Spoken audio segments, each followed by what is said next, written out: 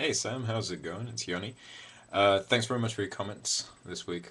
It's quite informative as well, kind of like changing the staging a little bit, but I like the idea of having, him, maybe some beer bottles, maybe a cigarette, a few other things as well. So I'm going to play around with the staging if I get a chance this week again. See if I can just keep making it a little bit clearer. Your scene's looking great as well. There's some really, really, really nice details, that I've seen everything that Keith's told you as well, and I just love the way that the character really works. The way that you've actually moved the jaw, because he's got these large kind of like jaw, kind of like gestures, are absolutely great. There's some really, really, really nice stuff there with the way it almost looks lip synced. So I think this is going to be a piece of cake when you're going to put it into facial animation. It's just going to look fantastic. Things that jump out at me is I love the little detail of him, hitting the paper with his finger in frame 96 roughly. So around about 93, 96, he pushes the sheet of paper over, and that's a really nice little touch. The one thing I think you could add on to that as well is that he's got two parts, one in frame 142 and frame, sorry, the one that's just before it. So yeah, 133 and 142. He does two little kind of like pokes with his finger.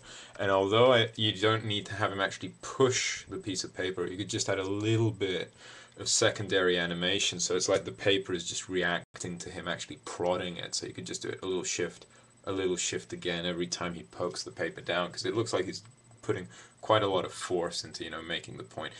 That's 82 units, and him poking that sheet of paper, just having it move slightly will just add a little bit there, and that's not too difficult to sweeten that up. When he picks up the pen, just need a little bit more work there on the fingers. Picking stuff up is always kind of like, tricky, but it's that idea of, the hand closing in sequence. So around about the areas that I'd say you want to work in for hand animation are around frame 184. You might need to start it a little bit earlier just so that when he picks it up, it's, picks up, pushes up, and then it rolls into the hand. So you've got kind of like three movements there, where it's kind of like the first movement, which is where the pen actually moves like that, and then the hands kind of like lift it up and he picks it up, and then he goes straight into the action that you've got there. Because currently, the pen's kind of like just floating up. That's perfectly okay. But just to have that idea of what the motion is for when the pen's actually picked up over there, okay?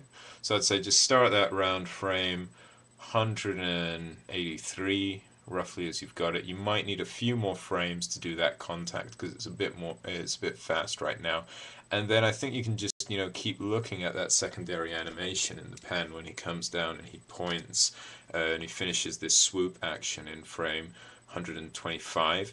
You might want to have a look at, an arc, put a locator or something on the tip of the pen from frame 203 all the way to 225, and just have a little bit, I'll do it with the other side of my stylus, see if you can see it there, just so that you get a little bit of a swoop with the actual pen as well as it nests in the hand like that.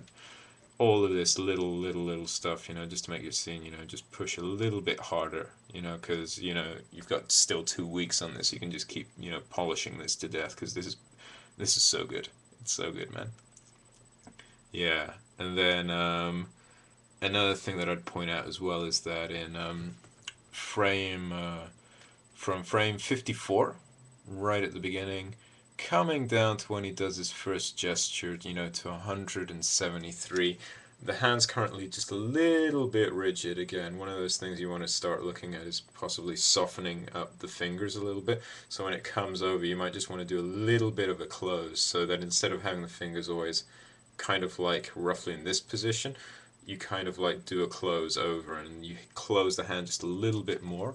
And so in frame 73, and then you can go into the gestures on the desk. That's fine. The only thing that's a bit weird as well is when he comes round into making the gesture from in frame 102. He does this little sweep with his hand like this, but what's happening is that you've got the spread of the finger. So from frame 102 you go along and the fingers spread out to 109, and then they go back together in 115. And one of the things that you've got there is that, it's this finger is moving over from left to right, and that looks really weird, because normally if you started signaling with two fingers like that, your two fingers would swing around like this, or they'd swing around like that. It wouldn't switch over like that. And even if we started like over here and you pointed, my finger tends to go down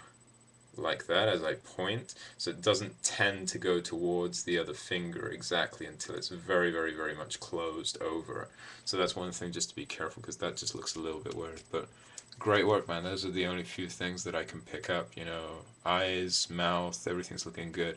There's a few times where your eye line is just a little bit off, but that's something again that I'm pretty sure you're going to look at, this week, because it just at some points, one eye is just slightly higher than the other, and you might want to either rotate it or use the individual eye controls to soften that up a little bit as well. But thanks very much for all your comments, man, and hope to see you soon. Take care.